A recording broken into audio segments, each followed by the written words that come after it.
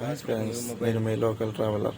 ఈరోజు మా ఫ్రెండ్ మహావీర్ మొబైల్స్లో కొత్త మొబైల్ తీసుకున్నాడు. ఐక్యూ Z9X మొబైల్ ప్రైస్ వచ్చేసి మనకి 15,999 పడింది.